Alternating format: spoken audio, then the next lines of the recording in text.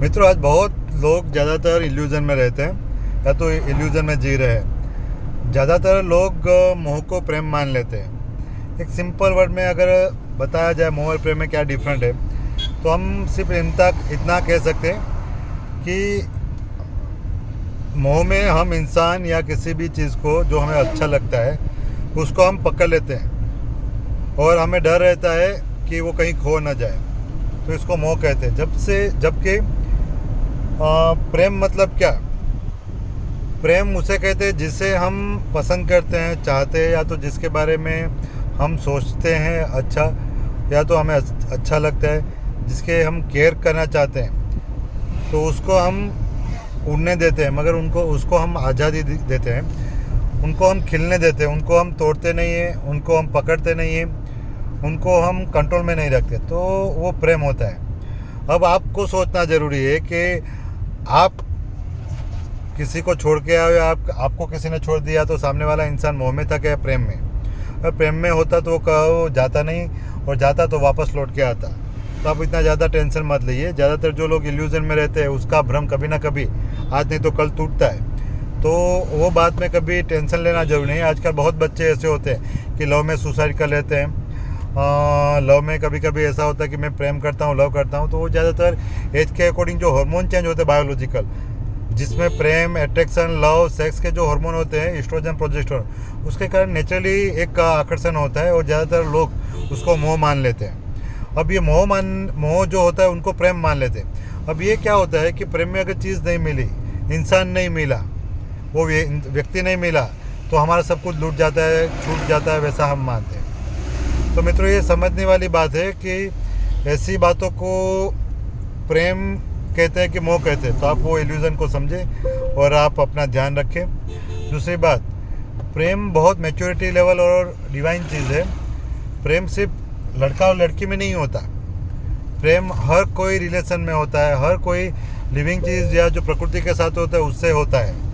पहाड़ों से भी हो सकता है, रास्तों से भी हो सकता है, जंगल से भी होता है, बराबर है, लोगों से भी होता है, बच्चों से भी होता है, बड़ों से भी होता है, मित्रों से भी होता है। प्रेम सिर्फ ऑपोजिट जेंडर में, मतलब मेल और फीमेल में होता है, वैसा नहीं है।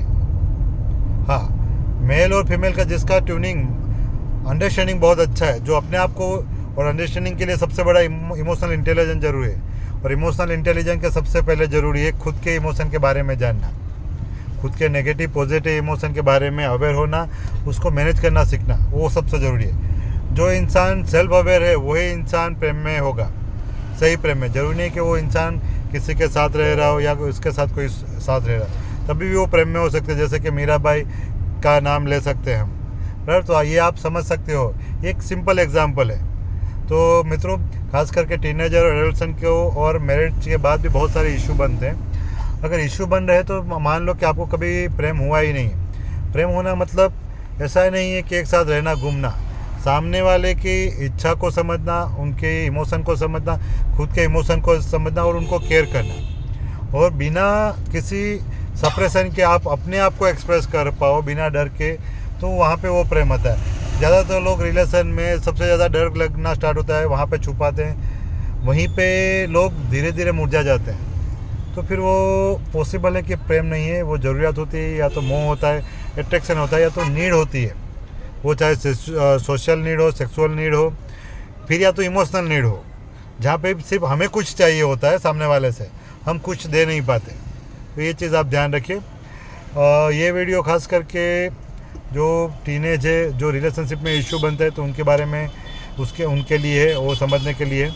और दूसरी बात ये भी है कि ज़्यादातर इंसान, बहुत कम लोग बुरे होते हैं जो खास करके हम कहते हैं कि जिनका परवरिश सही तरह से नहीं होती, जिनका नेचर एंटी सोशल हो गया होता है, जो दूसरे के लिए एम्पैथी, दूसरे के इमोशन को नहीं समझ पाते, या तो दूसरे के बारे में जो फीलिंग है वो नहीं समझ पाते और उनको नुकसान करते।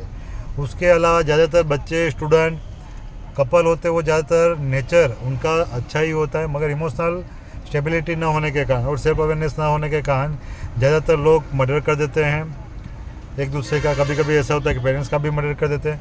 कभी कभी ऐसा होता है कि जो सामने वाला पार्टनर, बॉयफ्रेंड, गर्लफ्रेंड है, तो उनका मर्डर कर देते हैं।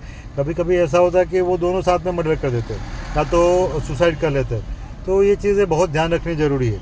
इसमें साथ में पेरेंट्स को भी जानना बहुत ज़रूरी है कि बच्चों को रियल लाइफ में एक कह सकते हैं कि इल्यूज़न की जगह पे प्रेम, मोह, अट्रैक्शन का सही बारे में, सेक्सुअल अट्रैक्शन, इमोशनल मैच्योरिटी के अभाव के कारण जो होता है, जो बायोलॉजिकल चेंजेस के कारण होता है, तो उसके बारे में उनको बताइए, उनको एजुकेशन दीजिए, सेक्सुअल नॉलेज उनको दीजिए, जिससे बच्चे को पता चले, जो टीनेज हो जाए या तो एडल्सन हो तो उनको पता चले, और जो मैरिड कपल है या तो मैरिज होने से पहले जो लोग हैं उनको भी ये बारे में बताइए कि इमोशनल इंटेलिजेंस क्या है, पर्सनालिटी का क्या इंपॉर्टेंट है, दो पर्सनालिटी अलग होती है तो उसमें क्या प्रॉब्लम हो सकता है और क्या दोनों में प्रॉब्लम कम हो सकता है, और पर्सनालिटी डिसऑर्डर क्या है उसके बारे में भी आप बताइए।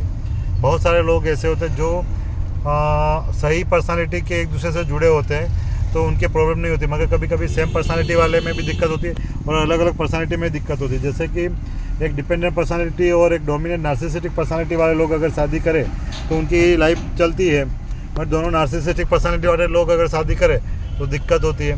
दो एंटी सोशल पर्सनालिटी वाले लोग अगर शादी करें तो पॉसिबल है कि उनके बच्चे और आजू बाजू लोगों की ज़िंदगी परेशान हो जाती है, फैमिली वालों की।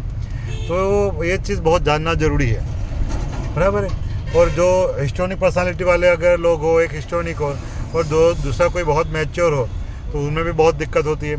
तो मित्रों, ये चीज़ जाननी है, ज़रूरी है, और आप अपने बच्चों को भी सिखाएं। अगर आप चाहते हो कि ऐसी ज़्यादा इन्फॉर्मेशन आपको चाहिए तो आप हमारे जो फेसबुक है मुकुंद इंडोर, और हमारे उर्मी साइकियाट्री हॉस्पिटल का जो यूट्यूब चैनल उस पर आप फॉलो कर सकते हो, और ऐसी जो जानकारी वो आपको मिल पाएगी।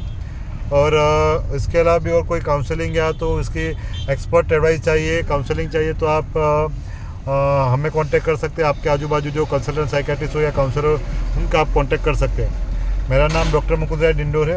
मैं Urmi mind and brain hospital, Mahisagar district, Gujarat में मैं प्रैक्टिस कर रहा हूँ, और मेरा नंबर है 9979845854। आप मेरे नंबर पर कॉन्टेक्ट कर सकते हैं। Thank you.